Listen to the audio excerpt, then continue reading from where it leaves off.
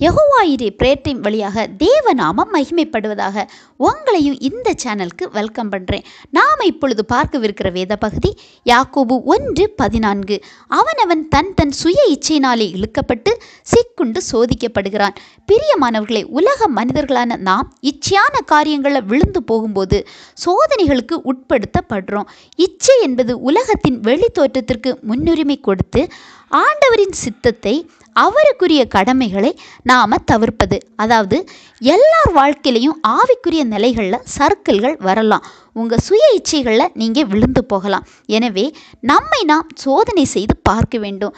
சில டைமில் அதை கவனிக்காமல் விடும்போது இந்த தவறுகளை விட்டு வெளியில் வர முடியாது. அப்போது தான் மீள முடியாத நிலைமைகளில் பிரச்சனைகளில் நாம் தள்ளப்படுறோம். யாராவது அதை நமக்கு சொல்லி தரும்போது கூட அதை ஏற்றுக்கிற மனநிலைமை நமக்கு இருக்காது.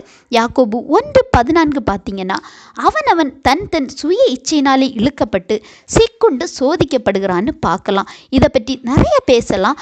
ஆனால் ஒரு சின்ன குறிப்பிட்ட டைமில் இதை பற்றி நான் உங்கள் கூட பேச போகிறேன். பைபிள் படி பார்க்கும்போது ஏவாள் அவங்க கண்களின் இச்சையில் விழுந்து போகிறாங்க.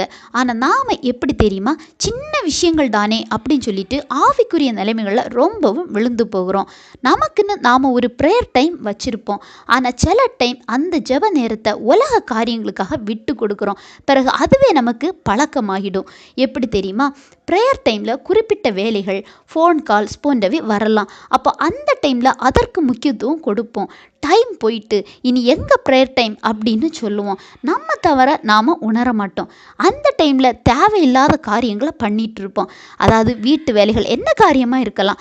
ஆனால் ஆண்டவருக்குரிய டைமை அவருக்கு தான் கொடுக்கணும். அந்த டைம் நாம் பண்ணுற காரியங்கள் ஆண்டவரை பிரியப்படுத்தாது. நாள் போக போக அந்த டைமுக்கான முக்கியத்துவத்தை நாம் குறைக்கும்போது ப்ரேயர் குறைய ஆரம்பிக்குது. அப்படி நாம் காணப்படும்போது சோதனைகளில் சிக்கிறோம். ஆவிக்குரிய காரியங்களை விட்டு விலகிறோம். ஆண்டவரும் நமக்கு டைம் நீட்டி தருவாங்க. நாம் இன்னைக்கு மாறுவோம், நாளைக்கு மாறுவோன்னு.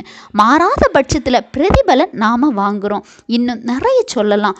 ஒரு அலைன்ஸ் பார்த்தா உலக காரியங்களுக்கு முக்கியத்துவம் கொடுப்போம்.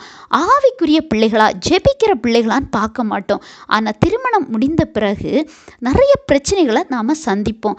நல்ல ஒரு வேலையில் இருப்போம். அதை தந்த ஆண்டவரை விட அங்கே உள்ளவங்களுக்கு முக்கியத்துவம் கொடுப்போம். சர்ச்சை மறந்துடுவோம். எவ்வளவோ சொல்லலாம். அதாவது அவனவன் தன் சுய இச்சையினாலே இழுக்குண்டு சிக்குண்டு சோதிக்கப்படுகிறான். ஆனால் நாம் ஏன் ஆண்டவரிடத்தில் நாம் என்ன சொல்லுவோம், ஆண்டவர் ஏன் இப்படி சோதிக்கிறாங்கன்னு சொல்லுவோம். எனவே உங்களை நீங்களே வஞ்சியாதபடி திருவசனத்தின்படி உங்களை ஆராய்ந்து செயல்படுங்க. ஆண்டவர் தாமே இந்த வசனங்கள் மூலம் உங்களை ஆசீர்வதிப்பாராக.